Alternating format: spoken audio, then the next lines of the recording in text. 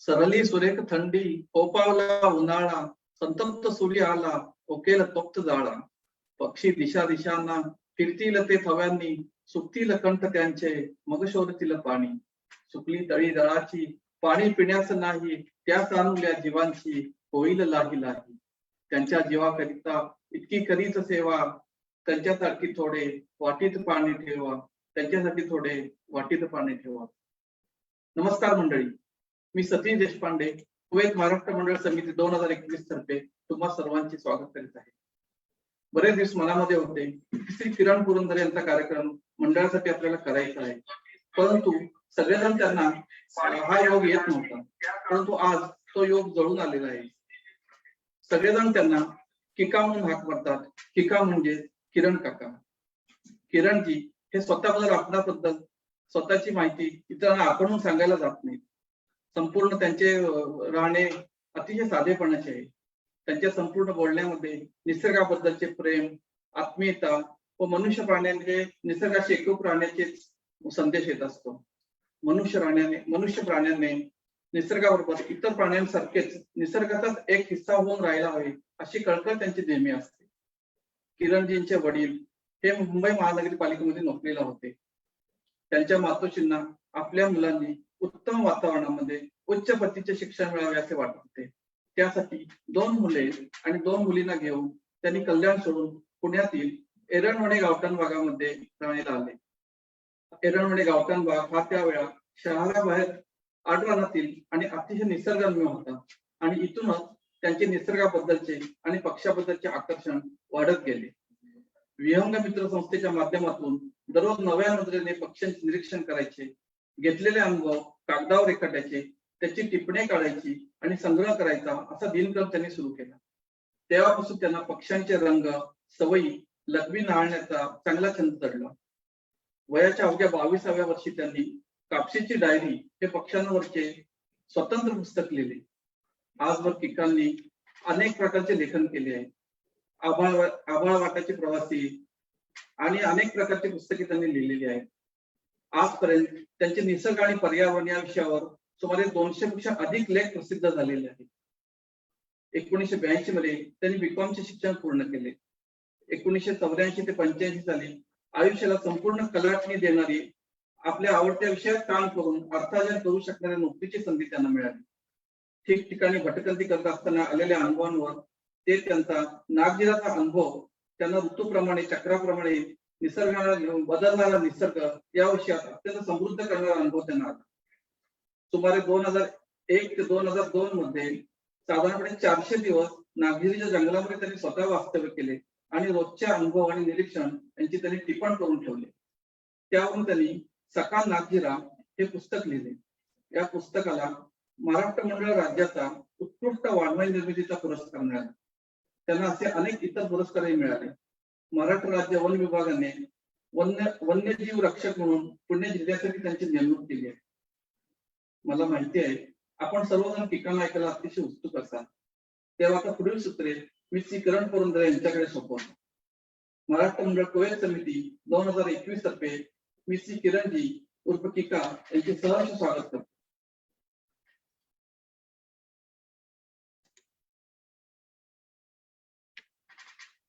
किकाजी आपला अनुभव आता शेअर करतील.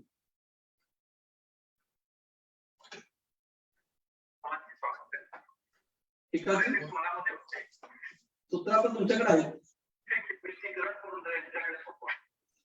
महाराष्ट्र मंडळ कुवेत समिती 2021 तर्फे मी श्री किरणजी उर्फ किका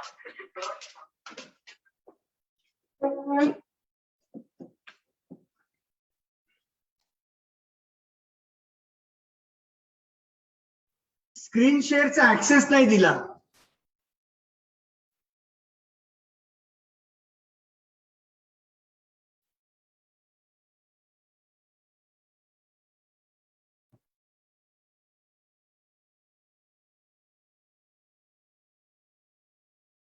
ठीक आहे, सुरू करूया.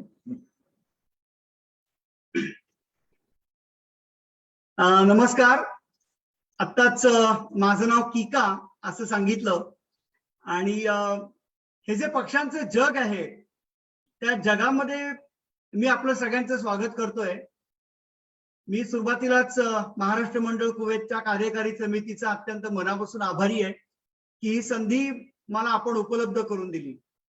पक्ष्यांचं जे जग आहे ते अतिशय रंगीबेरंगी आहे.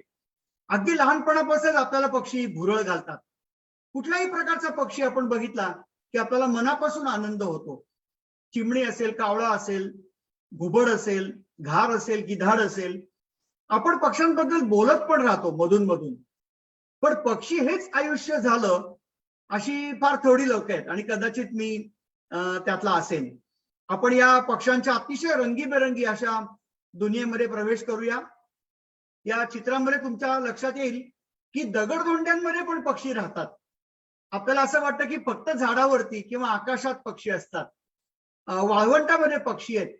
आपल्या कुवेतला जवळजवळ 500 किलोमीटर लांबीचा समुद्र किनारा लाभलाय. त्या समुद्र किनाऱ्यावरती कितीतरी प्रकारचे पक्षी आहेत आणि मला सांगायला आनंद वाटतो की कितीतरी प्रकारचे पक्षी असे आहेत की जे भारतात दिसतात आणि कुवेतमध्ये पण दिसतात. असे काही पक्षी पण आपण आज बघूयात आणि पक्ष्यांचे आवाज पण आपण त्यांच्याबरोबरच ऐकूयात. त्या पक्ष्यांच्या जगामध्ये जेव्हा आपण जातो तेव्हा आपण सहज प्रश्न विचारतो की पक्षी म्हणजे काय. तर पक्ष्यांना जर का तुम्ही पकडलं आणि हातात घेतलं तर तुम्हाला ते गरम लागतात. पक्षी हे गरम लागतात. सरपटणारा प्राणी हातात पकडला तर तो गार लागतो.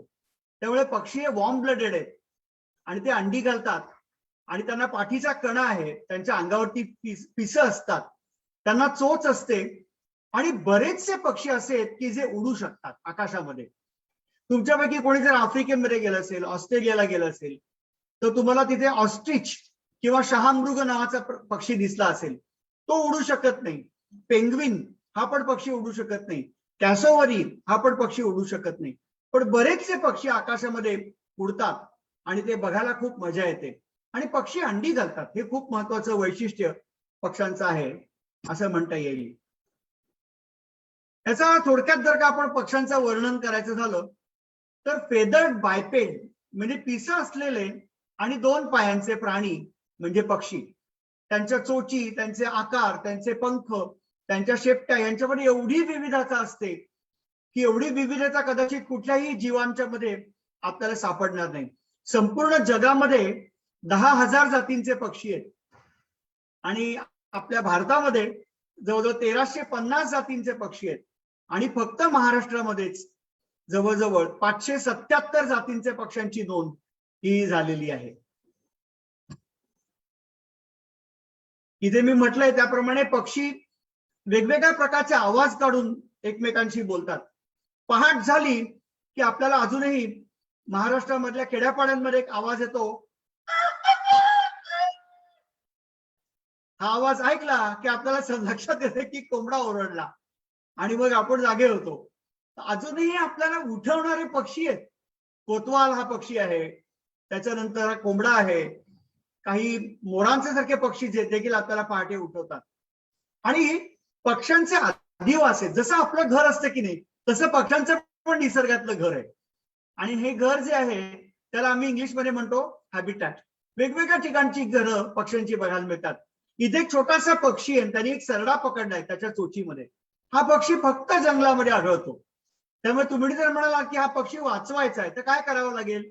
पुष्कळ जणांना असं वाटतं की पक्षी वाचवायचा तर त्याला आपण पकडायचं, पिंजऱ्यात ठेवायचं, त्याची जोडी जमवायची, त्याच्यापैकी मादीने अंडी घातली की मग त्याची संख्या हळूहळू वाढेल, मग त्या वाढलेल्या संख्येला आपण परत निसर्गात सोडायचं. हे काही त्याच्यावरचं उत्तर नाहीये. आपल्याला पक्षी वाचवायचे असतील तर ते जिथे राहतात तिथेच ते आपण वाचवले पाहिजेत. याचा अर्थ त्यांचा नैसर्गिक अधिवास आपण वाचवला पाहिजे. आता हे पक्षी बघा, ऑस्ट्रिच आहे, कॅसोवरी आहे, किवी आहे, फ्लाइटलेस कॉर्मोरंट आहे. हे उडू शकत नाहीत पक्षी कारण त्यांना पंख नाही आहेत. तुम्ही जर का पक्ष्यांकडे नीट बघितलं तर त्यांना पंख आहेत. घुबड असेल, गिधाड असेल, गरुड असेल, घार असेल, कबूतर असेल, चिमणी असेल, कावळा असेल, यांना पंख दिलेले आहेत मोठे. या पक्ष्यांना पंख नाही आहेत त्यामुळे ते आकाशात उड्डाण घेऊ शकत नाही. शिवाय त्यांचा आकार पण खूप मोठा आहे, त्यांचं वजन खूप जास्त आहे, त्यामुळे त्यांना उड्डाण घेता येत नाही. हा किवी नावाचा छोटा पक्षी आहे. मी बघण्यासाठी मुद्दाम न्यूझीलंडला गेलो होतो आणि जसा प्रत्येक देशाचा पक्षी आहे तसा किवी हा न्यूझीलंडचा पक्षी समजला जातो, जसं मोर हा भारताचा पक्षी समजला जातो, किंवा मॅक्पा रॉबिन किंवा दयाळ नावाचा जो पक्षी आहे तो बांगलादेशचा पक्षी आहे, किंवा बॉल्ड ईगल हा अमेरिकेचा पक्षी आहे, राष्ट्र पक्षी आहे, नॅशनल बर्ड ऑफ USA. तसं हे वेगवेगळ्या देशांचे पक्षी इथे दिसत आहेत आपल्याला. हे आकाशामध्ये उडू शकत नाही. काही प्रकारचे सस्तन प्राणी आहेत ते पण आकाशात उडू शकत नाही. उदाहरणार्थ बॅट्स, ज्यांना आपण वाघूळ म्हणतो किंवा वटवाघूळ, हा सुद्धा हवेत उडू शकत नाही. फ्लाइंग स्क्विरल नावाचा जो प्राणी आहे तो मात्र आकाशामध्ये उड्डाण घेतो आणि इकडून तिकडे जातो, पण तो पक्ष्यांसारखे पंखांचा फडफड करू शकत नाही. तो इकडून तिकडे उडण्यासाठी, इकडून तिकडे जाण्यासाठी फक्त त्याच्या पडद्याचा वापर करतो. त्याच्या 4 पायांच्या मध्ये पडदे असतात आणि त्या पडद्यांच्या माध्यमातून तो इकडून तिकडे ग्लाइड घेतो. ग्लायडिंग आणि फ्लाइंग याच्यामध्ये फरक आहे. पक्षी हे फक्त ग्लाइड घेत नाही, ते पंखांची उघडझाप करतात आणि एका दिशेकडनं दुसऱ्या दिशेकडे जातात. कित्येक पक्षी हजारो किलोमीटरचा प्रवास करतात. आमच्या महाराष्ट्रातच एक पक्षी आता नुकताच आलेला आहे. त्यांनी हिमालयातून तो निघाला आणि आमच्या विदर्भामध्ये आला. हे अंतर आहे 2500 किलोमीटर मित्रांनो. म्हणजे चिमुकला 10 ग्रॅम वजनाचा पक्षी 2500 किलोमीटर अंतर कापून इकडे आला. पक्षी किती जगतात हे पटकन आपण बघूयात. ग्रेट हॉर्न्ड आऊल नावाचं घुबड आहे, 68 वर्ष जगल्याची नोंद आहे. आपला मोर जो आहे तो साधारणपणे 20 वर्ष जगतो. चिमणीच्या आकाराचे जे पक्षी आहेत ते साधारणपणे 5 ते 8 वर्ष जगतात. पक्षी जेवढा मोठा तेवढं त्याचं आयुष्य जास्त असतं. काही पिंजऱ्यात ठेवलेले पक्षी जे असतात ते जास्त जगतात. उदाहरणार्थ कोकॅटू किंवा काकाकुवा नावाचा पक्षी आहे, पोपटाच्या वर्गातला आहे, 110 वर्ष जगल्याची नोंद आहे. 110 वर्ष म्हणजे माणसापेक्षा जास्त आयुष्य आहे काही वेळेला पक्ष्यांना. माणसाचं सरासरी आयुष्य 70 ते 80 वर्ष असं आपण धरतो, सरासरी आयुष्य. आता आपल्या देशामध्ये काही लोक असे आहेत की ज्यांचं वय खूप जास्त आहे, 100 गाठलेले, 100 हा आकडा गाठलेले लोक पण आहेत. आपले इतिहास प्रसिद्ध काही लोक आहेत, त्यांनी 100 गाठलेली आहे. बाबासाहेब पुरंदर यांना आता नुकतंच 100वे वर्ष लागलेलं आहे. तर तुमच्या या महाराष्ट्र मंडळ कुवेतच्या ज्या चित्रामध्ये मला शिवाजी महाराजांचा पुतळा दिसला आणि मला फार बरं वाटलं आणि मला एकदम कडकडून बाबासाहेबांची आठवण झाली. सगळ्यात उंच पक्षी किती मोठा आहे? तर साधारणपणे 5 फूट 2 इंच उंच पक्षी आहे. त्याचं नाव आहे सारस क्रौंच. सारस पक्षी आपल्या देशामध्ये आढळतो. कोणत्या पक्षाचा पंखांचा विस्तार, विंग स्पॅन, हा सर्वात जास्त आहे? 8 फूट 8.5 फूट लांब पंखांचा विस्तार असलेलं एक गिधाड आहे, त्याचं नाव आहे बियर्डेड व्हल्चर आणि ते हिमालयामध्ये दिसतं. आणि सगळ्यात चिमुकला पक्षी कोणता? तर 8 सेंटीमीटर लांबीचा एक पक्षी आहे, फ्लॉवर पेकर किंवा फुलटोचा. तो सगळ्यात छोटा पक्षी समजला जातो. एक प्रकारचा सूर्य पक्षी आहे, तो देखील खूप लहान आहे आकाराने, जवळजवळ 8 सेंटीमीटर. म्हणजे 8 सेंटीमीटर कुठे आणि 156 सेंटीमीटर कुठे, एवढी विविधता या पक्ष्यांच्या मध्ये आहे. आपण असं विचार करूयात की पक्षी का महत्वाचे आहेत.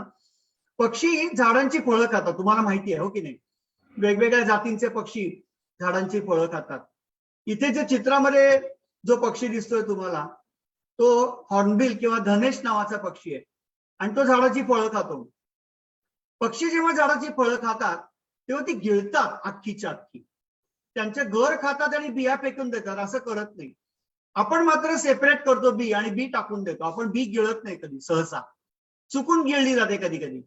पण पक्षी मात्र बियांसकट फळं गिळतात आणि पक्ष्यांच्या पचन मार्गातून त्या बिया खाली पडतात आणि मग त्यांची छोटी छोटी रोपं तयार होतात आणि ती रोपं पुढे मोठी मोठी झाडं होतात. याचा अर्थ पक्षी बीज प्रसार करतात. आणि त्याच्यामुळे पक्ष्यांच्यामुळे खरी जंगलं ही तयार होतात. माणूस जंगल निर्माण करू शकत नाही. माणूस फक्त जंगल निर्माण कसं होतं हे बघू शकतो. आपल्याकडे तसं तंत्रज्ञान नाहीये की आपण जंगल निर्माण करू शकू. आपण अमेझॉनचं फॉरेस्ट निर्माण करू शकत नाही. आपण भीमाशंकरचं जंगल निर्माण करू शकत नाही. पक्षी, प्राणी, फुलपाखरं, कीटक, वारा, पाणी, हे सगळे घटक हे जंगल निर्मितीला मदत करत असतात. हा धनेश नावाचा जो पक्षी आहे तो ज्या झाडावरती फळं खातो त्या झाडापर्यंत 40 किलोमीटर दूरपर्यंत तो बियांचा प्रसार करतो, इतक्या लांब. आता इथे एक बघा, एक पक्षी आहे त्याचं नाव आहे बुरखा हळद्या, आणि तो छान शिट्टी मारतो. त्याचा आवाज हा असा असतो, आणि हा पक्षी झाडांची फळं खातो. आता जर का तो वडाच्या झाडावरती आला तर वडाचं फळ जो खातो, मग वडाच्या बिया ज्या असतात त्या त्याच्या पचन मार्गातून खाली पडतात, आणि तुम्हाला आश्चर्य वाटेल सांगितलं तर एखाद्या घरावर अशा प्रकारे वडाचं झाड उगवू शकतं. हे घर आहे उजव्या चित्रामध्ये, हे घर आहे आणि तिथे वडाचं झाड उगवलेलं आहे. हे झाड ह्या पक्ष्यांच्या माध्यमातून उगवलेलं आहे, आणि वडाच्या झाडाला माती लागतेच असं नाहीये. हवेतलं जे आर्द्रता असते त्याच्यावरती आणि काही प्रकारच्या सिमेंट मधल्या केमिकल्स मध्ये वगैरे देखील हे झाड सहजपणे येऊ शकतं. पक्ष्यांची जी ड्रॉपिंग्स असतात त्याचं खत तयार होतं. कितीतरी पक्षी असे की समुद्र किनाऱ्यावरती राहतात, पण समुद्राच्या लाटेबरोबर त्यांची विष्ठा ही वाहून जाते, परत समुद्रात जाते, त्यामुळे ती आपल्याला एका ठिकाणी पडलेली दिसत नाही. पण समुद्रामध्ये बेटं असतात, त्या बेटांवरती काही वेळेला हजारो पक्षी घरटी करतात. अशा वेळेला त्यांची विष्ठा तिथे एकत्र साचते आणि ती आपल्याला खत म्हणून वापरता येते. त्याला इंग्लिशमध्ये गुआनो म्हणतात. तर पक्ष्यांची विष्ठा ही खत म्हणून आपल्याला वापरता येऊ शकते. काही पक्षी इतर पक्ष्यांना मारून खातात. उदाहरणार्थ इथे एका ससाण्याने एक कबूतर मारलाय, तर त्यामुळे पक्षी पक्ष्यांना उपयोगाला येतात. या पद्धतीने आपण पक्ष्यांकडे बघू शकतो. एक पक्षी दुसऱ्या पक्षाला खातो, म्हणजे एखादा ससाणा असेल तर तो चिमणीला खातो. एखादा मोठा पेरेग्रीन फाल्कन किंवा बहिरी ससाणा जो कुवेतमध्ये पण दिसतो, ज्याला पेरेग्रीन फाल्कन म्हणतात, तो कबूतर मारण्याबद्दल प्रसिद्ध आहे. त्यामुळे गमतीने माझा एक मित्र असं म्हणला की जरा मुंबईमध्ये काही पेरेग्रीन फाल्कन आणून सोडा. कारण मुंबईमध्ये इतकी कबुतरं झालेली आहेत की त्या कबुतरांची डोकेदुखी झालेली आहे. त्या कबुतरांचं काय करायचं तेच कळत नाहीये, आणि लोक उगाचच पक्ष्यांना खायला घालतात, आणि त्याच्यामुळे या कबुतरांची संख्या खूप वाढलेली आहे. मुंबईमध्ये लाखो कबूतर आहेत, आणि मुंबई प्रशासनाला प्रश्न पडला की या कबुतरांचं काय करायचं आता आपण. पॉलिनेशन करतात काही पक्षी. पोलन ग्रेन्स एका फुलापासून दुसऱ्या फुलापर्यंत नेतात, आणि मग ते फिमेल रिप्रोडक्टिव्ह ऑर्गन वरती पडले की मग तिथे फलधारणा होते. अशा पद्धतीने पक्षी परागीभवनाचं काम करतात. हा कोणता पक्षी माहितीये का चित्रामध्ये? या पक्षाचं नाव आहे सूर्य पक्षी, सनबर्ड, आणि पर्पल सनबर्ड असं त्याचं नाव आहे. अतिशय सुंदर आहे पक्षी, दिसायला छोट्या आकाराचा असतो. काही पक्षी शहरात दिसतात तर काही पक्षी जंगलात दिसतात. हा कावळा जो आहे तो शहरामध्ये दिसतो, आणि तुम्हाला माहितीये भारतीय संस्कृतीमध्ये कावळ्याला किती महत्व आहे. 13व्याला कावळा हवा असतो आपल्याला, आणि कावळ्याने पिंडाला शिवलं की मग लोक सुटकेचा निश्वास सोडतात. तर असा कावळा आहे. आणि तुम्हाला एक मुद्दाम सांगतो, कावळा अतिशय हुशार पक्षी आहे बरं का. म्हणजे पक्षी हुशार असतात का? तर असतात. काही पक्षी हुशार असतात. कावळा किंवा जॅकडॉ, रॅव्हेन हे जे पक्षी आहेत ते अतिशय हुशार समजले जातात. काही पक्षी फक्त जंगलात दिसतात. तर इथे हा जो पक्षी जंगलात दिसतो त्याचं नाव आहे पाचू कवडा. पाचू कवडा. त्यामुळे जंगलातला पक्षी शहरात येत नाही, शहरातला पक्षी जंगलात दिसत नाही. काही पक्षी हे पाणवठ्यामध्ये दिसतात. हा पक्षी कुवेतच्या किनाऱ्यावरती पण दिसतो. याला सी गल असं नाव आहे, आणि मराठी नाव खूप छान आहे, कुरव. मी मुद्दाम तुम्हाला मराठी नावं पण सांगीन पक्ष्यांची. कुरव म्हणजे सी गल. आणि उजवीकडे जो पक्षी आहे त्याचं नाव आहे येलो वॉटर्ड लॅपविंग, आणि तो ड्रायलँड इकोसिस्टीम मध्ये दिसतो पक्षी, म्हणजे माळरानामध्ये पण दिसतो. आणि कुवेतमध्ये मक्वीन्स बस्टार्ड नावाचा एक पक्षी आहे बरं का, मक्वीन्स बस्टार्ड. तो देखील वाळवंटामध्ये दिसतो पक्षी. म्हणजे आपल्याला वाटतं की वाळवंटात काहीही नसतं, तसं नाहीये. वाळवंटात सुद्धा जीवन असतं. वाळवंटात सुद्धा काही वनस्पती आढळतात. वाळवंटात सुद्धा किडे असतात. वाळवंटात सुद्धा साप असतात. आणि हेच वाळवंटातले छोटे छोटे किडे हा मक्वीन्स बस्टार्ड नावाचा पक्षी मारतो आणि तो खातो. काही पक्षी समुद्र किनाऱ्यावरती दिसतात. त्यामध्ये ही घार आहे. त्या घारीला संस्कृत मध्ये फार सुंदर नाव आहे, खकामिनी. ख म्हणजे आकाश, आणि कामिनी म्हणजे किती सुंदर आहे नाव बघा. तर आकाशातली कामिनी, आकाशातली सुंदरी, आकाशातली प्रिया, आकाशप्रिया असं नाव आहे. आणि हा बिया खाणारा पक्षी आहे. या पक्षाचं नाव आहे स्केली ब्रेस्टेड मुनिया किंवा मनोली किंवा खवलेकरी मुनिया असं पण त्याला म्हणतात. तर हे दोन्ही पक्षी वेगवेगळ्या अधिवासामध्ये आढळतात. थोडक्यात सांगू का, मी तुम्हाला आता पक्ष्यांचे पत्ते सांगतोय, कोणता पक्षी कुठे सापडेल त्यांचे पत्ते तुम्हाला सांगतोय. पक्षी आणि कोणाकोणाचा संबंध आहे आपण थोडक्यात बघूया बरं का. पक्षी आणि सरपटणारे प्राणी, पक्षी आणि गोगलगाईच्या वर्गातले प्राणी, पक्षी आणि फळं देणारी झाडं, पक्षी आणि मॅमल्स किंवा सस्तन प्राणी, पक्षी आणि माणूस यांचा एकमेकांशी संबंध आहे. त्यामुळे त्या शब्दात सांगायचं झालं तर पक्षी एकटे नाहीयेत निसर्गात, कोणाशी ना कोणाशी तरी त्यांचा संबंध आहे. आणि त्याच्यामुळे आपल्याला हे सगळं वेब ऑफ लाईफ, जीवनाचं जाळं म्हणजे काय आहे ते समजावून घेतलं पाहिजे. आणि एकदा आपल्याला समजलं की जीवनाचं जाळं काय आहे, तर पक्षी कसे वाचवायचे हे आपल्याला कळेल. पक्षी कसे वाचवायचे याच्यासाठी पक्ष्यांचं संशोधन करणं, पक्ष्यांवरती अभ्यास करणं हे खूप महत्वाचं असतं. कितीतरी प्रकारचे पक्षी आहेत जे उंदीर मारून खातात. इथे तुम्हाला चित्रामध्ये उंदीर दिसतोय, कीटक दिसत आहेत, कोळी दिसतोय, गरुड दिसतोय. तर या सगळ्याचा पक्ष्यांशी अतिशय जवळचा संबंध आहे. आणि म्हणून बिनभिंतीची उघडी शाळा, लाखो इथले गुरु, वेली पाखरे यांशी गोष्टी करू, बघू बंगला त्या मुंग्यांचा, सूर ऐकूया या भुंग्यांचा, फुला फुलाचे रंग दाखवित उडते फुल पाखरू. असं माडगुळकरांनी म्हटलंय की बिनभिंतीची उघडी शाळा, लाखो इथले गुरु. तर हे सगळे गुरु आहेत आणि त्यांचा आपण अभ्यास केला पाहिजे. पक्षी वेगवेगळ्या प्रकारची घरटी बांधतात.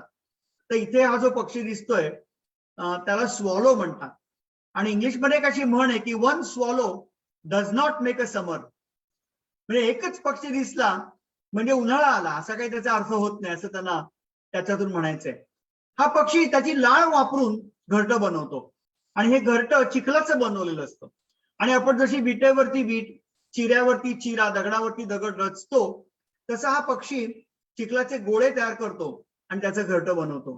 काही काही पक्षी फार सुंदर घरटी बनवतात. सगळेच पक्षी घरटी बनवतात. काही पक्षी आळशी आहेत. पावसा नावाचा पक्षी आहे, तो स्वतःचं घरटं बनवत नाही. कोकिळा स्वतःचं घरटं बनवत नाही. हे सुगरणीचं घरटं बघा किती सुंदर आहे. खोपा इनला इनला जसा गिलकाचा कोसा, पाखराची कारागिरी जरा देख रे मानसा, तिची उलुशिक चोच, तेच दात तेच ओठ, तुला दिलं र देवानं 2 हात 10 बोट. असं बहिणाबाईंनी लिहून ठेवलंय. त्या असं म्हणतात की जी सुगरण आहे ती इतकी छोटीशी आकाराने तरी सुद्धा ती इतकी सुंदर कलात्मक घरटं विणते. त्या सुगरणीच्या बाबतीत एक गंमत अशी आहे की घरटं अर्धवट बांधून झालं की ती मादी तिथे येते आणि ती मादी घरटं तपासून बघते. आणि सौभाग्यवती सुगरण यांना घरटं पसंत असेल तरच ते नर घरटं पूर्ण करतो. जर का मादीनी घरटं रिजेक्ट केलं, सोडून दिलं, तर नर ते घरटं पूर्ण करू शकत नाही. त्याला देखील ते घरटं सोडून द्यावं लागतं. त्यामुळे सुगरण ही गृहिणी आहे आणि ती चक्क घरटं तपासून बघते, घरट्यातले धागे ओढून जोखून बघते आणि तिला ते घरटं पसंत असेल तरच ते नर घरटं बांधतो. सुगरण बांधी उलटा वाडा, पाण्यावरती चाले घोडा, मासोळी सम बिन पायाचे बेडकीचे लेकरू, झाडे बेली पशु पाखरे यांची गोष्टी करू. किती सुंदर वर्णन केलेलं आहे. तशी ही सुगरण आहे आणि संपूर्ण जगामध्ये अतिशय सुंदर घरटं बनवणारी सुगरण ही प्रसिद्ध आहे.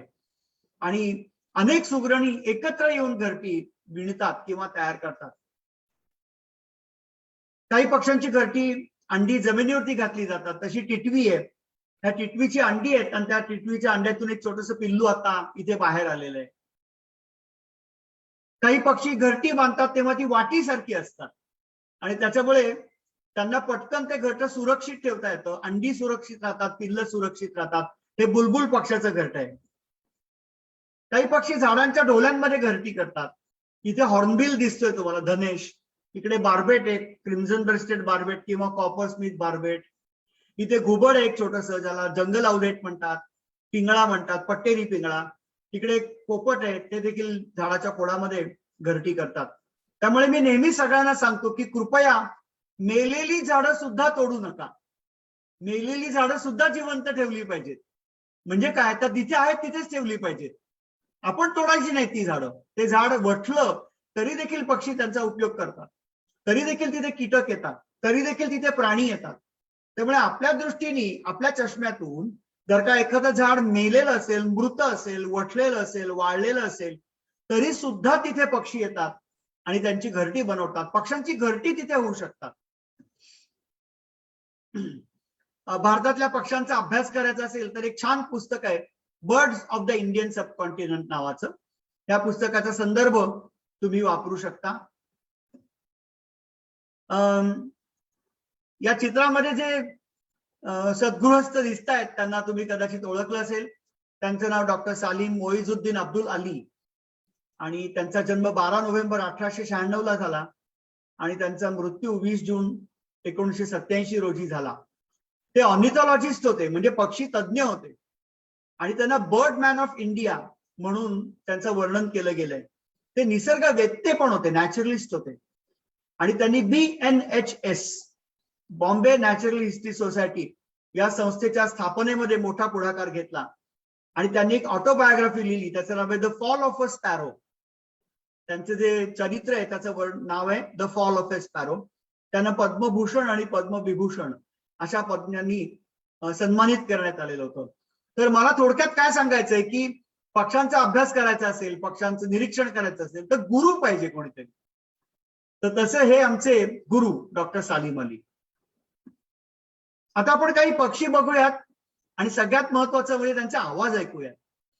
आता हे आवाज तुम्हाला कसे ऐकू येतात ते तुम्ही मला सांगा, ठीक आहे. या पक्षाचं मराठी नाव आहे भारद्वाज आणि मराठीमध्ये त्याला अनेक नाव आहेत. भारद्वाज, कुकुडकुंभा, कुंभार कावळा, महो कुकुक, नपिता. नपिता या नावापाशी मी थांबलो आणि ज्यांनी मला हे नाव सांगितलं त्याला विचारलं, बाबा की नपिता का म्हणतात बरं या पक्षाला? तर त्यांनी सांगितलं, न पिता सुद्धा डोळे लाल असतात.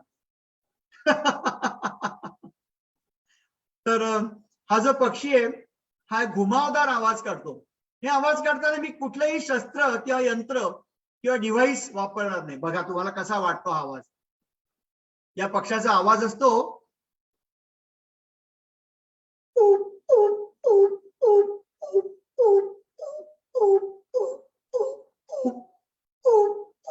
असा. आणि हा कधी कधी झाडाझुडपामध्ये कुडबुड करताना एक आवाज करतो बघा.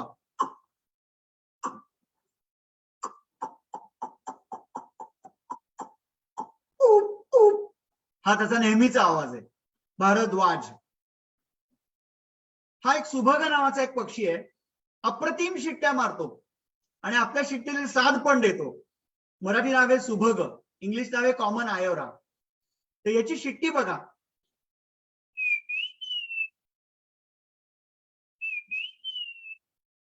जणू काही तो पक्षी म्हणतो ए काय रे. आणि त्याच्या शिट्टीमध्ये व्हेरिएशन खूप असतं.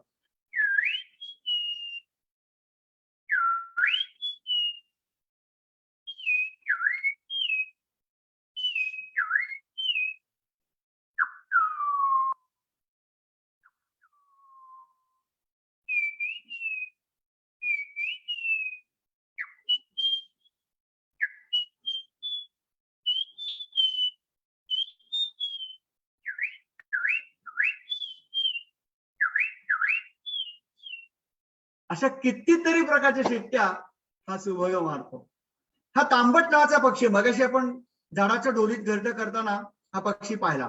हा मात्र एक मोनोटोनस आवाज काढतो बघा. हा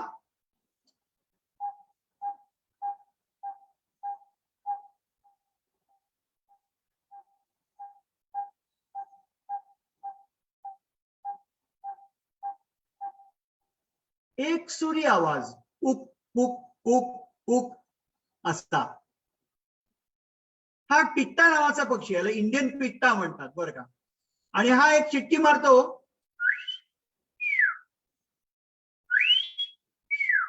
आम्ही त्याचं वर्णन करतो, तो पक्षी म्हणतो लाईन क्लिअर, लाईन क्लिअर. किंवा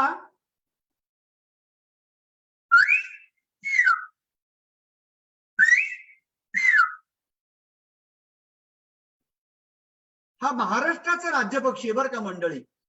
प्रत्येक राज्याला पक्षी आहे भारतामध्ये. हा महाराष्ट्राचा राज्य पक्षी आहे.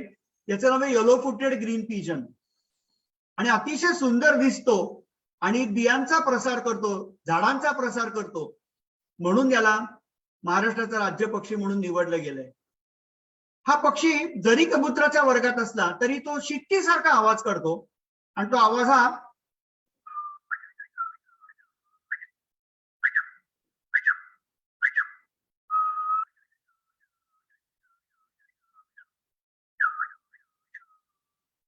अशा टाईपचा असतो. लाफिंग डव किंवा हसणारा कबूतर, त्या हसणारा होला, त्यालाच आपण होला पण म्हणतो, कवडी म्हणतात काही ठिकाणी याला. तर आम्ही आमच्या गटातर्फे ही सगळी मराठी नावं एकत्र करतोय सध्या, महाराष्ट्रामधल्या पक्ष्यांची मराठी नावं. तर हा मात्र हसल्यासारखा एक आवाज करतो बघा.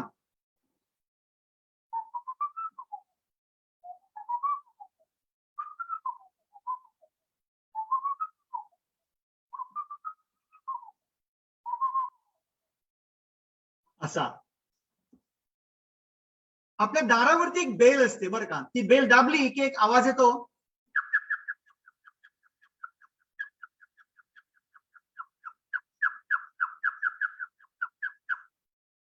तर तुम्ही म्हणाल हा आवाज कसा काढला बरं तुम्ही? तर शिट्टी मारताना आपली जीभ आहे ना ती टाळूवरती आपटायची. प्रॅक्टिस करून बघा. शिट्टी मारा आणि आपली जीभ ही टाळूवरती आपटायची बघा.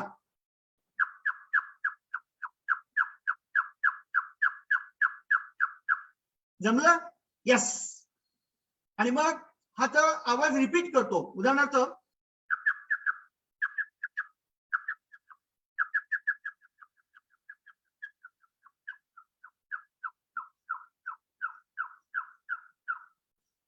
आणि कधी कधी फार सुंदर गाणं गातो. त्याच्या गाण्याचे आरोह अवरोह काही बघा.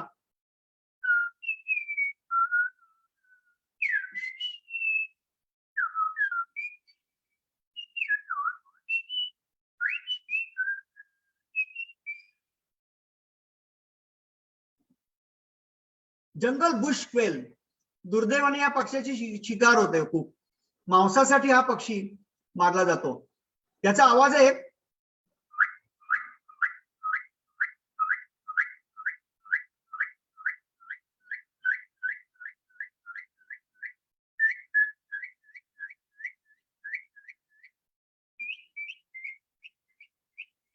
सुरुवात बघा कुठून केली.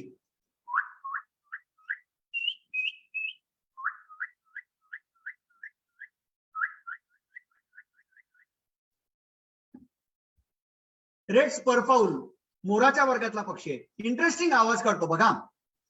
काकारकाक काकारकाक काकारकाक काकारकाक काकारकाक काकारकाक काकारकाक काकारकाक पक पक पक पक पक पक पक पक पक पक पक पक. आणि हा कोंबडा, पण हा जंगलातला कोंबडा आहे. याचा आवाज आपल्या नेहमीच्या कोंबड्यापेक्षा वेगळा असतो. गंमत म्हणून तुम्ही सगळेजण आता नेहमीच्या कोंबड्याचा एकदा आवाज काढून बघा बरं, जमतंय का बघा. नेहमीच्या कोंबड्याचा आवाज. रेडी? मी सुरुवात करतो. रेडी?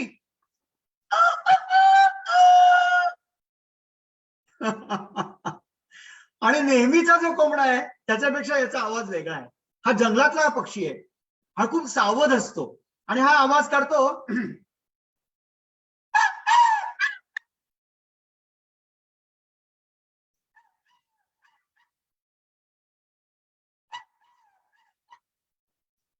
चिक्कार सभासद, असं तो म्हणतो. म्हणजे महाराष्ट्र मंडळ कुवेतचे चिक्कार सभासद.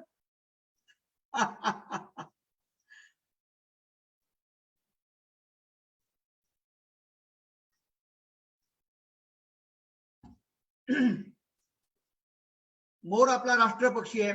मोराला अनंत चक्षु असं किती सुंदर नाव आहे संस्कृत मध्ये. भुजंग भूक असं पण म्हणतात. भूक म्हणजे भुकेला, भुजंग म्हणजे साप. मोर हा साप मारून खातो आणि खूप सुंदर दिसायला आहे. आणि त्याचा आवाज म्याओ म्याओ असा असतो. मी प्रयत्न करतो.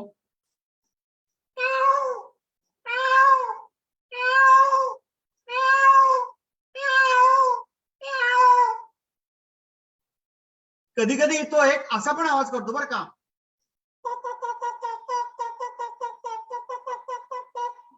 आणि मोठा पंखांचा फडफडट करत आकाशामध्ये उडून जातो. आणि मला सांगायला आनंद वाटतो की रिलिजियस बॅकग्राऊंडमुळे आपल्या देशामध्ये मोर सांभाळलेले. लोकांना मोराबद्दल प्रेम आहे.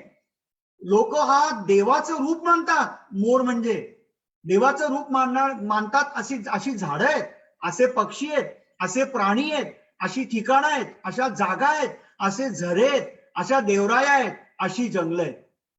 हे किती महत्वाचं आहे बघा मित्रांनो, की धार्मिक भावनांच्या मुळे आपल्या देशामध्ये निसर्ग सांभाळलेला आहे. आपल्या दारामध्ये तुळस असते, तुळशीची पूजा करतो आपण. किती सुंदर कल्पना आहे बघा. हा जो पक्षी आहे, आता माझ्या हाताकडे बघा, तो कसा पक्षी आवाज करतो. हा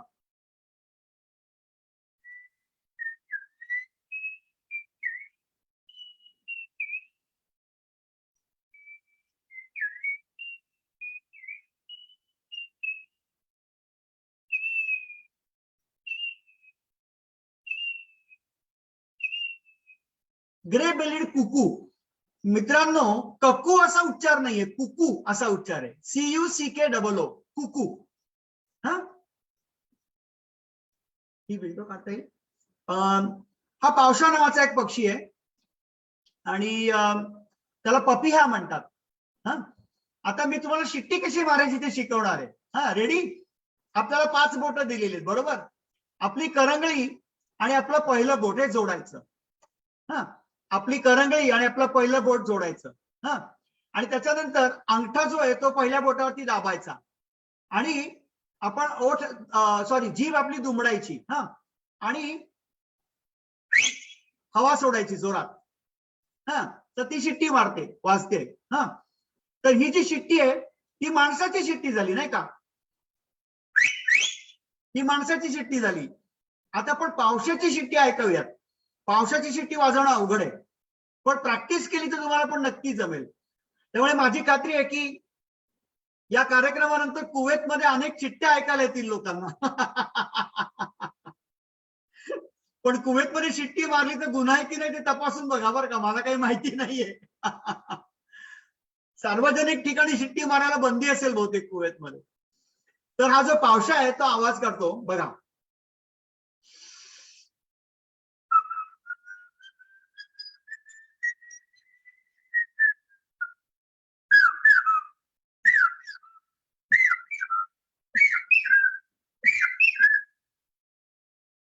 कसा वाटला आवाज मंडळी? तर हा पावसाचा आवाज होता आणि हा रात्रंदिवस असा आवाज करतो. आणि जेव्हा पौर्णिमेचा चंद्र आकाशामध्ये दिसतो रात्री, तेव्हा याचा आवाज याचा आणखीन बुलंद होतो. खूप छान असा आवाज असतो पावसा. खणखणीत आवाज असतो. आणि त्याच्यासाठी मी म्हटलं तशा शिट्टीची प्रॅक्टिस करा, तुम्हाला पण हळूहळू वाजवता येईल. तुम्हाला नेहमीसारखी शिट्टी जरी एकदा आली ना वाजवता, माणसाची शिट्टी, तरी मग हळूहळू पक्ष्यांचे आवाज तुम्हाला काढता येतील. हा पक्षी नुकताच पुण्यातल्या भांडारकर रोडवरच्या पॅपिलॉन्स मेन्स ब्युटी पार्लर मध्ये जाऊन आला होता. त्याचे स्पाइक्स बघा किती सुंदर आहेत. तर हा जो पक्षी आहे तो लबाड आहे, जरा इतर पक्ष्यांच्या आवाजांच्या नकला करतो. एकदा जंगलामध्ये बिबट्या बाहेर पडला बरं का. आणि तो बिबट्या बघून काही वानरं ओरडायला लागली. तर वानर कसं ओरडतं बिबट्याला बघितल्यानंतर, किंवा माकड कसं ओरडतं बिबट्याला बघितल्यानंतर, तर ते आवाज काढतं.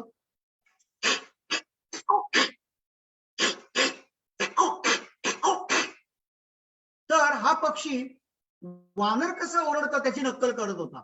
आणि हा आवाज काढतो का,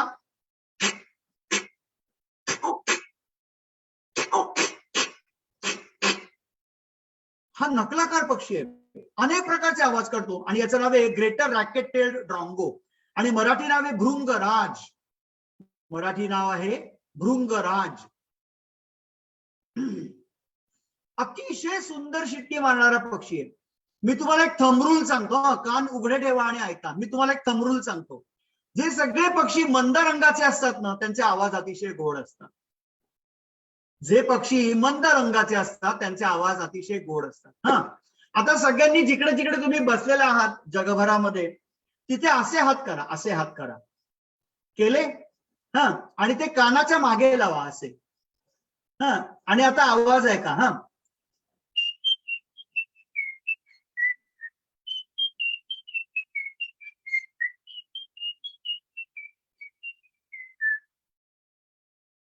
चांगला ऐकू आला का?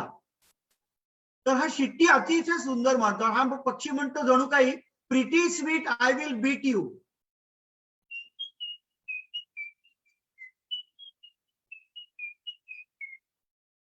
आणि भीमाशंकरला, महाबळेश्वरला, माथेरानला, कोकणामध्ये, रत्नागिरीला तुम्ही पोहोचलात की तुम्हाला हिवाळ्यामध्ये असताना एक शीळ ऐकू येते बरं का. ती शीळ कशी असते बघा.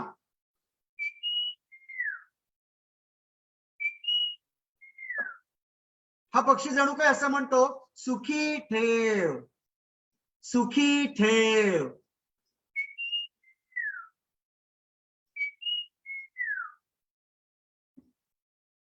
हा पण एक झाडावरचा पक्षी आहे. त्याचं नाव आहे फलवेटा, ब्राऊन चिक फलवेटा. आणि मराठी नाव खूप छान आहे, सुरेल सातभाई. हा, आता दोन पक्षी एकमेकांना रिस्पॉन्स कसा देतात ते आपण बघूया. मी प्रयत्न करतो. हा, एक पक्षी आवाज काढतो, दुसरा पक्षी बघा. पहिला पक्षी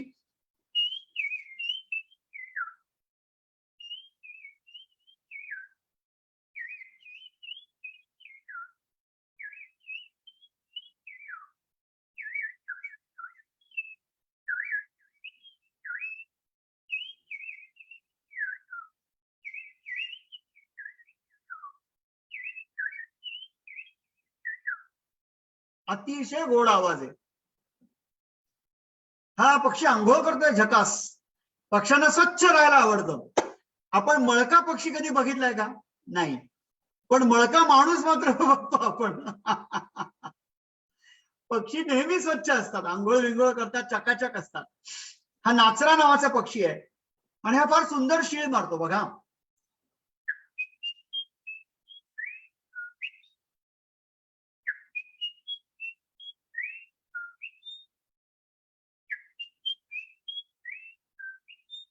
अप्रतिम शिट्टी मारतो आणि त्याचं घरटं बघा किती गोड आहे.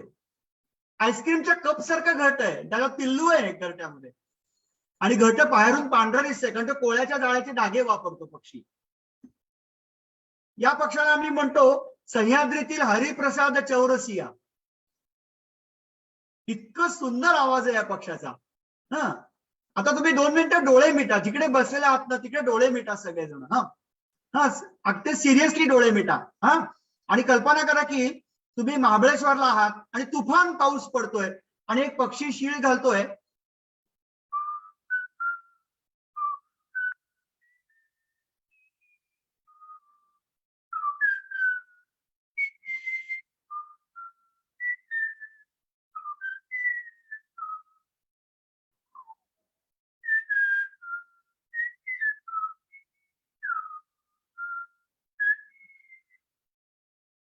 आता डोळे उघडा.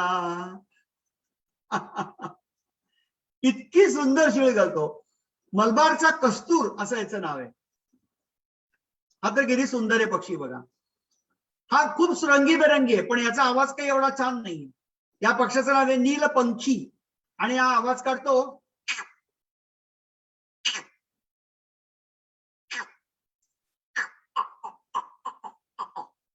असा कर्कश आवाज काढतो हा पक्षी. हा पक्षी खाटीक नावाचा पक्षी आहे. किती विचित्र नाव आहे खाटीक. आपण खाटीक कोणाला म्हणतो? जो वेगवेगळे प्राणी मारतो आणि दुकानामध्ये लटकवून ठेवतो त्याला आपण खाटीक म्हणतो ना. माणसातला खाटीक म्हणजे खाटीक. तर हा पक्षी काय करतो बघा. हा पक्षी छोटे छोटे बेडूक, पाली, सरडे, पक्षी, सरपटणारे प्राणी मारतो आणि काटेरी झाडामध्ये खोचून ठेवतो. त्यांनी बेडूक मारलाय आणि काट्यामध्ये खोचून ठेवलाय बघा. आहे की नाही मजा. असा हा खाटीक नावाचा पक्षी. हा इगल आहे, गरुड आहे आणि याचं नाव आहे क्रेस्टेड सर्पंट इगल. संस्कृत मधलं नाव आहे पन्नगाद आणि मराठीमध्ये त्याला तुरेवाला सर्प गरुड असं पण एक नाव आहे.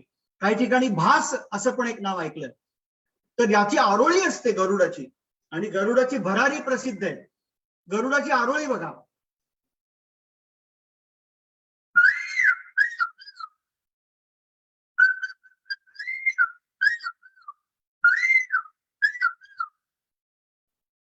अशी आरोळी असते. मी तुम्हाला एक छोटासा व्हिडिओ जो पाठवला होता ना त्याच्यामध्ये या पक्षाची आरोळी होती बघा. तुम्हाला सगळ्यांना कळावं की हा कार्यक्रम आहे म्हणून त्यावेळेला पाठवलेल्या व्हिडिओमध्ये. हा एक गरुड आहे, त्यांनी वानर मारलं होतं आणि त्याच वेळेला त्याचा फोटो काढला. या गरुडाचं नाव आहे क्रेस्टेड हॉक ईगल, व्याध गरुड किंवा झेंडोरी घार असं पण याचं एक नाव आहे, किंवा मोरघार पण म्हणतात. आणि त्यांनी हे वानर मारलं होतं. त्यांनी कसं मारलं वानर, तर त्यांनी पकडलेलं वानर जिवंत होतं, ते मारण्यासाठी हा चक्क उडाला त्याला घेऊन. हा साधारणपणे 10 ते 12 किलो वजनाचा प्राणी, हा पक्षी उचलून इकडून तिकडे घेऊन जाऊ शकतो. तो आकाशात गेला आणि ते वानर त्यांनी खाली टाकलं. खाली हपक्यानी इम्पॅक्टमुळे ते वानर मेलं आणि मग नंतर तो वानर खाण्यासाठी तिथे उतरलेला होता. याची आरोळी बघा कशी असते, याची शीळ बघा कशी असते, याचा आवाज बघा कसा असतो. हा,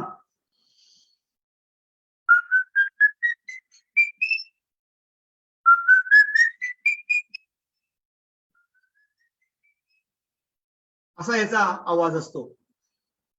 काही रात्री बाहेर पडणारे पक्षी आहेत, त्यापैकी रातवा नावाचा एक पक्षी आहे, हा आवाज काढतो.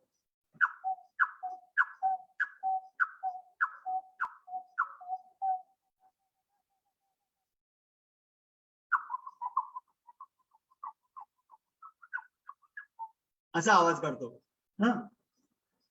हे घुबड आहे, बार्न आऊल. घुबड फार महत्वाची आहेत, कारण घुबड उंदीर खातं. उंदराची एक जोडी जर का आपण पाळली आणि त्यांना वाढू दिलं अनचेक्ड, म्हणजे सगळे थ्रेड्स आपण काढून टाकले, तर साधारणपणे एका उंदराच्या जोडीचे एका वर्षाच्या शेवटी म्हणजे 365 दिवसांच्या शेवटी 1000 उंदीर होतात, 1000 उंदीर होतात एका जोडीचे. जर का आपण त्यांना सांभाळलं तर, त्यांची शिकार होऊ दिली नाही तर. म्हणजे तुम्ही कल्पना करा की उंदरांची पैदास ही किती मोठ्या प्रमाणावरती होते. आणि हा पक्षी उंदीर खातो आणि आवाज करतो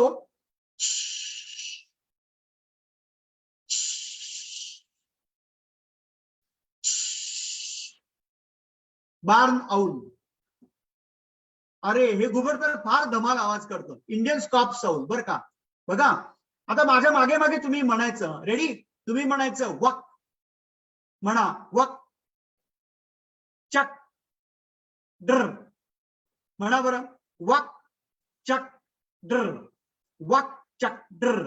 हा, तर याचा आवाज शिट्टीतून मी काढून दाखवतो बघा.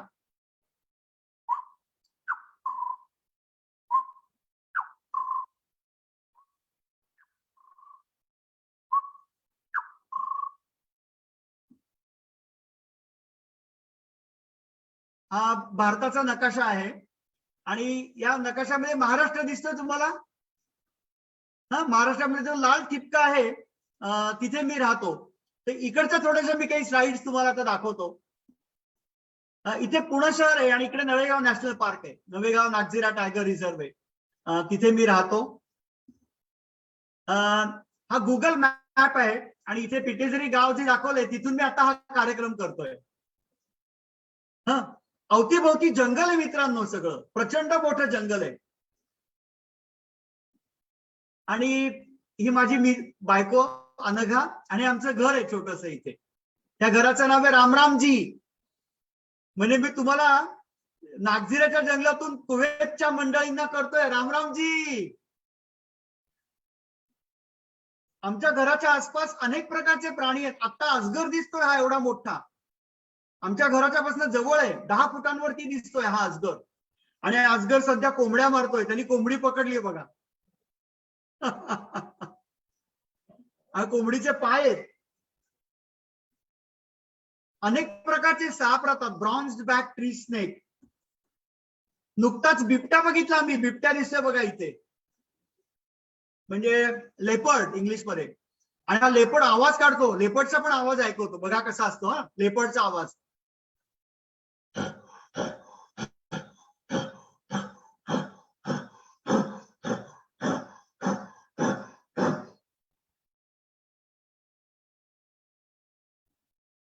आमच्याकडे भाताची शेती होते, सध्या शेती करतायत लोक, भात लावतात ते दिसतात तुम्हाला इथे.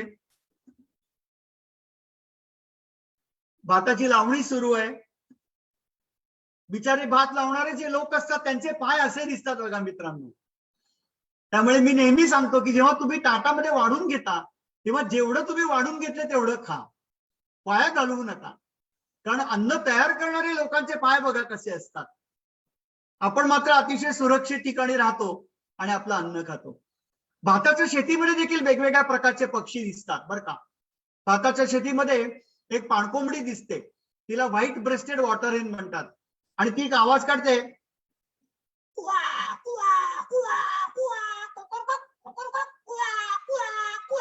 असा आवाज काढते. इथे जी मंडळी राहतात ते गोंड आदिवासी आहेत सगळी, आणि ते नागदेवाची पूजा करतायत. आता नुकतीच नागपंचमी झाली ना, तरी नागदेवाची पूजा करतायत. आमच्याकडच्या लोकांना मासे खूप आवडतात. हे मासे पकडतायत. एकदा मोठा पूर आला आणि त्याच्यातून पाणी व्हायला लागलं, आणि मग इथे छत्र्या लावून मासे पकडत होते लोक. ही सगळी मजा मासोळी. आमच्याकडे मशरूम्स या वेळेला मिळतात खूप जंगलांमध्ये. ते मशरूम्स खाण्यासाठी लोक जंगलात जातात, आणतात. मशरूम्स म्हणजे आळिंदी मराठीमध्ये. आमच्याकडे गुरं पाळली जातात मोठ्या प्रमाणावरती, जनावरं. हे आमचे एक आजोबा आहेत, त्यांचं एक पोर्ट्रेट मी केलं होतं मध्यंतरी. फोटोग्राफ आहे, तर हा त्यांचा फोटो आहे. आम्ही इथे वृक्षारोपणाचे प्रयत्न करतोय, वेगवेगळ्या प्रकारची झाडं लावतोय. जवळजवळ 20,000 झाडं लावून झाली आमची आतापर्यंत, आणि 75% झाडं जगली आहेत त्याच्यातली. झाडं भेट देण्याचा कार्यक्रम सुरू आहे. मी जंगलामध्ये राहतो तेव्हा कधी कधी आंघोळ करत नाही. ज्या दिवशी मी आंघोळ करत नाही त्या दिवशी एक फुलपाखरू येऊन बसतं माझ्या अंगावरती. आणि माझ्या अंगावरती जे मीठ असतं की नाही, ते मीठ, क्षार असतात मिठामध्ये ना, ते क्षार पिण्यासाठी माझ्या पायावरती येऊन बसलेलं होतं. बॅरोनेट नावाचा फुलपाखरू, झिंगोरी मराठी नाव. फुलपाखरांना पण सुंदर मराठी नाव आहे, झिंगोरी. हे पानावरती बसलेलं एक फुलपाखरू आहे छोटस. हे बघा, फुलं दिसतात, पण असं वाटतं की पक्ष्यांनी मानावरती केल्यात. आज आपला पक्षी हा विषय आहे, म्हणून मी मुद्दाम हा फोटो दाखवतोय तुम्हाला. तुम्हाला असं वाटेल की जणू काही छोटे छोटे पक्षी आहेत. तुम्ही नीट बघा हा फोटो. तुम्हाला असं वाटेल की त्यांनी पंख खाली पाडलेले आहेत, त्यांनी त्यांच्या मानावरती केलेले आहेत, आणि त्यांच्या चोची पण दिसतात बघा छोट्या छोट्या. तुम्हाला असा भास होईल हे सगळे पक्षी आहेत. आमच्याकडे अनेक प्रश्न पण आहेत. रोडकिल्स होतात, म्हणजे रस्त्यावरच्या अपघातामध्ये पक्षी मरतात, प्राणी मरतात.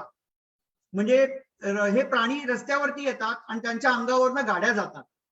तर इथे एक सरड्याची मादी मेलेली होती, आणि तिच्या पोटातून अंडी बाहेर आलेली आहेत बघा, नीट बघा. आणि ती बिचारी मेलेल्या अवस्थेमध्ये दिसली. त्या अंड्यांचा पण पूर्णपणे चुराडा झालेला होता. आमच्याकडे भोपळ्याचा वेल आला, त्याला भोपळा आला बरं का. आणि मग त्या भोपळ्याचं काय करायचं, भोपळा चुकला, कुजला, तर एका उंदराने त्याला भोक पाडलं, आणि त्या उंदराने त्या भोपळ्याच्या आतलं सगळं खाऊन टाकलं. आमच्याकडे उंदीर भरपूर आहेत. आमच्याकडे उंदीर रात्री झोपलं तर टाचा कुरतडतात. तर तो भोपळा मी लटकून ठेवला, आणि मग त्या भोपळ्यामध्ये एका चिवत्यानी घरटं केलं, आणि मग त्या भोपळ्यातली चिवताई, असा हा फोटो इथे दिसतोय. आमच्याकडे आता पंतप्रधान आवास योजना आलेली आहे, त्यामुळे सगळीकडे आमची जी जुनी कौलारू घर आहे ती पाडली जात आहेत. माडगुळकरांच्या कवितेतलं खेड्यामधले घर कौलारू, तर ती कौलारू घर आता तुम्हाला बघायला मिळणार नाही जर तुम्ही इकडे आलात तर.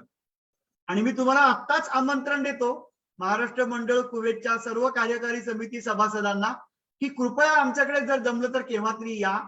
खूप मजा करू आपण.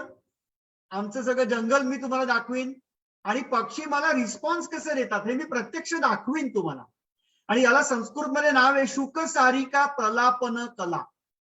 पक्ष्यांचे आवाज काढणं आणि त्यांना रिस्पॉन्स द्यायला भाग पाडणं, किंवा ते रिस्पॉन्स देतात आपल्याला, अशा प्रकारचे पक्ष्यांचे आवाज काढणं, याला संस्कृतमध्ये नाव आहे शुक सारिका प्रलापन कला.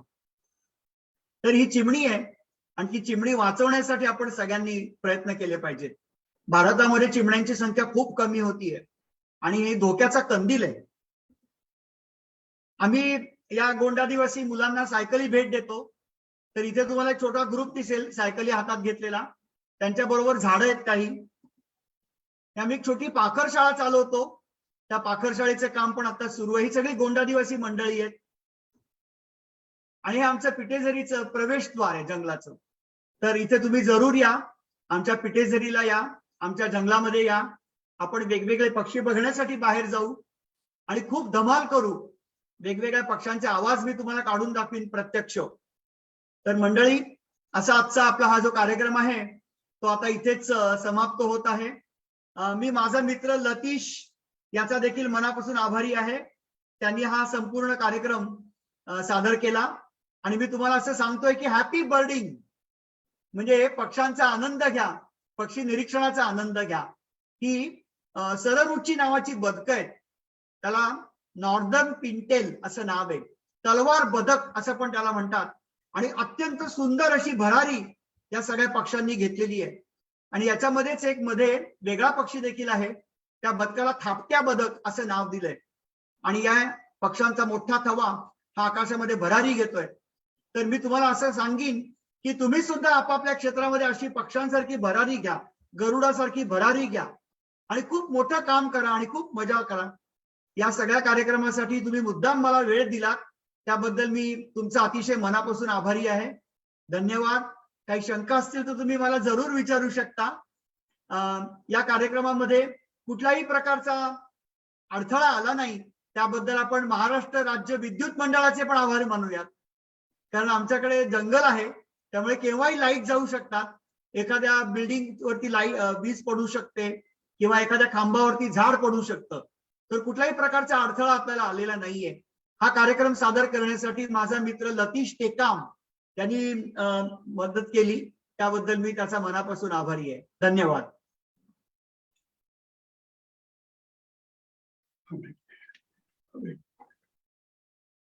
वा, इतका उत्तम कार्यक्रम आणि तुम्ही इतक्या छानपणे साजरी केला.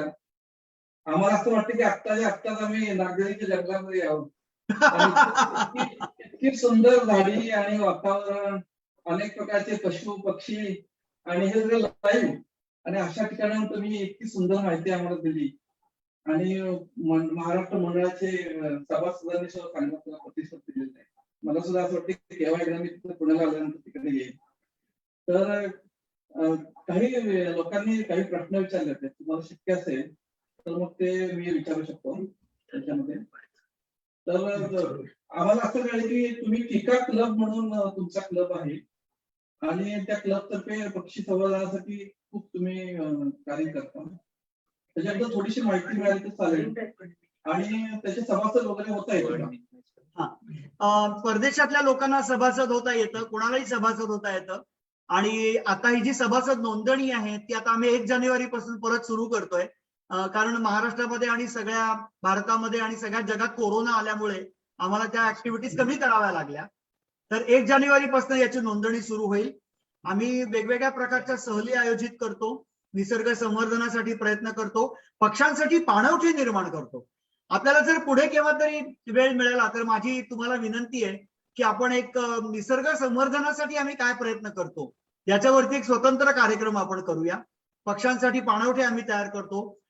पक्षी कुठे जखमी झाला असेल तर त्याला आम्ही ट्रीटमेंट देतो त्या पक्षाला आणि त्याला पुन्हा निसर्गात सोडून देतो. कधी कधी झाडावरनं पडतात खाली पक्षी, तर ते पक्षी देखील आम्ही उचलतो आणि आम्हाला मग फोन करतात लोक आणि मग आम्ही असे कॉल्स अटेंड करतो. शिवाय पक्ष्यांना आवडतील अशी झाडं पण आम्ही लावतो. मी 4-5 नावं तुम्हाला सांगतो झाडांची. आम्ही शेवगा, वड, पिंपळ, उंबर, अशा प्रकारची सीताफळ, रामफळ अशी झाडं लावतो मुद्दाम की ज्याच्यामुळे त्याच्यावरती पक्षी येतात. पळसावरती पण अनेक प्रकारचे पक्षी येतात, अशी झाडं आम्ही मुद्दाम लावतो. आणि सगळ्यात महत्वाचं म्हणजे आम्ही पुढची पिढी घडवण्याचा प्रयत्न करतोय. या गावातली जी लहान मुलं आहेत ही गोंड आदिवासी आहेत आणि तुम्हाला माहिती आहे की आदिवासी लोकांच्या मध्ये इन्स्टिंक्ट असतो, दिसेल तो प्राणी मारायचा आणि खायचा. तर तो इन्स्टिंक्ट काही चुकीचा नाहीये ना. आपण काही त्यांना असं म्हणू शकत नाही की तुम्ही उद्यापासून वरण भात खा म्हणून, नाही का. तर हा बदल जो तो हळूहळू होईल म्हणून आम्ही तो देखील प्रयत्न करतोय. म्हणजे माणसाच्या स्वभावामध्ये बदल घडवणं याचा अर्थ आपण पक्ष्यांच्या संवर्धनासाठी मदत करणं असा देखील होतो. खूपच छान तुम्ही माहिती दिली. अजून एक मला विचारायचं होतं, तुम्ही तो महाराष्ट्राचा जो एक पक्षी सांगितला की येलो फुटेड ग्रीन पिजन, त्याला मराठीमध्ये काय नाव आहे साहेब? त्याला हरोळी म्हणतात मराठीमध्ये. हरोळी. आणि आणि हिंदीमध्ये हरियाल म्हणतात हिंदीमध्ये. हरियाल. आणि हा मला मराठीमध्ये दिसतो का बऱ्याच ठिकाणी? हा बऱ्याच ठिकाणी दिसतो महाराष्ट्रामध्ये, पण भारत सोडून इतरत्र दिसत नाही तो. भारत सोडून त्याच्या वेगवेगळ्या जाती दिसतात. महाराष्ट्राचा पण पक्षी आहे. हा, आणि मला तुमचं अभिनंदन करायचं कारण तुम्ही त्याचं इंग्रजी नाव अचूक सांगितलं. हा, कारण मी म्हटलं आपल्याला माहिती नव्हतं हा पक्षी, म्हणजे मोर माहिती पक्षी येलो फुटेड ग्रीन पीच, पण महाराष्ट्राचं पण आहे याची खूप छान माहिती मिळाली. बरोबर आहे. आता मला एक विचारत होतं की तुम्ही पक्ष्यांशी बोलता का? कारण तुम्ही एवढे आवाज काढून दाखवले आणि आम्हाला असं वाटलं की आम्ही जंगलामध्ये आहोत, तर तुम्हाला म्हणजे त्यांची भाषा समजते का? हो, समजते काही प्रमाणामध्ये. पक्षी जर का जखमी असेल तर तो वेगळा आवाज काढतो. पक्षी डिस्ट्रेस कॉल काढतो, म्हणजे तो संकटात सापडलाय हे देखील आम्हाला कळू शकतं त्याच्या आवाजावरून. किंवा एक पक्षी आहे त्यांनी जर का साप बघितला तर त्या पक्ष्याने जर का साप बघितला तर तो एक अतिशय वेगळा आवाज करतो. तो चर्र चर्र चर्र असा आवाज करतो. त्याचं नाव आहे दयाळ. तर हा आवाज ऐकला की मी जर जेवण करत असलो ना तर मी ताट बाजूला ठेवतो आणि लगेच बाहेर पडतो पक्षी बघायला. आणि मग माझ्या लक्षात येतं की तो पक्षी जिथे बघतोय तिथे साप आहे का. मग मला कधी कधी साप सापडतो, घोरपड सापडते, रानमांजर सापडते. त्यामुळे पक्षी धोक्याची सूचना देणारे आवाज पण काढतात, पण ते आपल्याला कळले पाहिजे. त्याच्यासाठी पक्ष्यांच्या जवळ जायला पाहिजे. आता मला एक विचारत होतं की तुम्ही पुण्यासारखं शहर सोडून अशा जंगलामध्ये येऊन राहिला, म्हणजे त्याच्या मागचे काय तुमची भावना होती? कसं वाटलं तुम्हाला तिथे? मला पुण्याचा कंटाळा आला होता खूप. आणि मला असं वाटतं की कुवेतची लोकसंख्या साधारणपणे 42 लाख आहे असं मी ऐकलं. तर तुम्ही कल्पना करा की पुणे शहरामध्ये 70 लाख लोक राहतात. आणि कसं मी जगू शकलो असतो तिथे, म्हणजे मला फार अवघड वाटलं होतं. कारण मला निसर्गाची आवड होती लहानपणापासून, आणि त्यामुळे मला या जगामध्ये, माणसांच्या जगामध्ये आणि इतक्या गर्दीमध्ये मला सहन होत नव्हतं. आणि म्हणून मग मी ठरवलं की नागझिऱ्यासारख्या जंगलामध्ये यायचं. म्हणून मग मी इथे छोटंसं घर बांधलं आणि इथे आता मी आणि माझी पत्नी सौभाग्यवती अनघा आम्ही दोघं इथे राहतो. आणि आम्ही छोटी मोठी कामं करतो, लोकांच्यासाठी पण करतो आणि निसर्गासाठी पण करतो. लोक आणि निसर्ग आपण वेगळे करू शकत नाही. माणसापासून निसर्ग आणि निसर्गापासून माणूस आपण वेगळा करू शकत नाही. आपण इंडिपेंडेंटली विचार करून माणसाकडे बघू शकत नाही. तो देखील निसर्गाचा एक घटक आहे, म्हणून माणसाकडे बघितलं पाहिजे. खूप खूप छान माहिती तुम्ही देताय. आणि तुम्ही जे म्हणालात की तुम्ही तुमच्या जो क्लबचे सभासदत्व देण्यात येते, आम्हाला तुम्ही थोडी जास्त माहिती पाठवा. त्याच पद्धतीनं तुम्ही म्हटलं की आपण काही सहली वगैरे अरेंज करू शकता, त्याच्याबद्दल सुद्धा तुम्ही माहिती पाठवली तर आम्ही आमच्या मंडळातील सभासदांना तिथे येऊ आणि भारतामध्ये जेव्हा ते येतील तेव्हा त्यांना येता येईल. त्याच पद्धतीने तुमच्या अभ्यासाबरोबर तुम्हाला एवढ्या लांब येऊन तुमच्या बरोबर सौ अनघाताई राहतात आणि तुम्हाला एवढी साथ देतात याच्या कार्यामध्ये. तसेच तुम्ही म्हटलं एवढं जंगलाचा परिसर आहे, त्या भागातले लोक सुद्धा किंवा हे तुमचे आता टेक्निकल असिस्टंट आहेत, अशा भागामध्ये सुद्धा इतका सुंदर लाईव्ह कार्यक्रम कुठलाही अडथळा न आणता त्यांचे सुद्धा मी मनापासून अभिनंदन करतो. म्हणजे हे जे आहे तुमचं खूप अप्रतिम आहे आणि तुम्ही खरोखर एक पुढच्या पिढीला आदर्श ठेवून देताय की निसर्गाची आपण कशी मदत करायला पाहिजे. आणि आमच्या मंडळातर्फे आम्ही तुमच्या संपूर्ण जे काही साथीदार आहेत त्यांचं सुद्धा आम्ही अभिनंदन करतो आणि तुम्हाला पुढच्या कारवाईला शुभेच्छा देतो. आणि आता मी प्रश्न संपवत आहे. मंडळातील काही सभासदांना इतर प्रश्न असतील तर आम्ही तुम्हाला नंतर नक्कीच कळवू आणि आपण संपर्कामध्ये राहू. आभार प्रदर्शन. अजूनही मला काही बोलायचं तुमच्याबद्दल त्यामध्ये खाली घ्या. बरोबर. ओके. सो किरणजी, हा अतिशय उत्तम कार्यक्रम झाला आणि तुम्ही खूप मौल्यवान माहिती आज तुम्ही आम्हाला दिली आहे. अनेक प्रकारच्या पक्ष्यांची तुम्ही आम्हाला आवाज काढून दाखवले आणि त्या बहुवेळी अतिशय चांगल्या उत्तम निसर्ग मित्राचा परिचय आज आम्हाला झालेला आहे. आणि हा ई आविष्कारामुळे मला तुम्हाला पाहण्याला मिळालं, तसंच आमच्या सभासदांना सुद्धा तुम्हाला दाखवता आलं, तुमचं कार्य आम्हाला थोडंफार दाखवता आलं, याचा आम्हाला खूप आनंद होत आहे. सर्वांनीच किका म्हणतात त्याप्रमाणे निसर्ग स्नेही होण्याचा प्रयत्न करायला पाहिजे. आपल्या पुढच्या पिढीला सुद्धा हा निसर्गाचा ठेवा, निसर्गाचा अनुभव बघायला मिळाला पाहिजे आणि अशासाठी प्रत्येकाने आपापली मदत करायला पाहिजे. त्यामुळे मी तुमचं अत्यंत अभिनंदन करतो. तसेच मी आपले प्रायोजक, महाराष्ट्र मंडळाचे प्रायोजक अल्मुल्ला एक्सचेंज आणि मंडळातील सर्व सभासदांचे मनपूर्वक आभार मानतो आणि आजच्या कार्यक्रमाची सांगता झाली असे सांगतो. पुन्हा भेटूया असाच नवीन कार्यक्रम घेऊन. धन्यवाद. जाता जाता भारतात गेल्यावर तुम्ही तुमच्या कुटुंबात समवेत नागीरा जंगलाला अवश्य भेट द्या. धन्यवाद. शुभरात्री. सुरक्षित राहा, आनंदी राहा.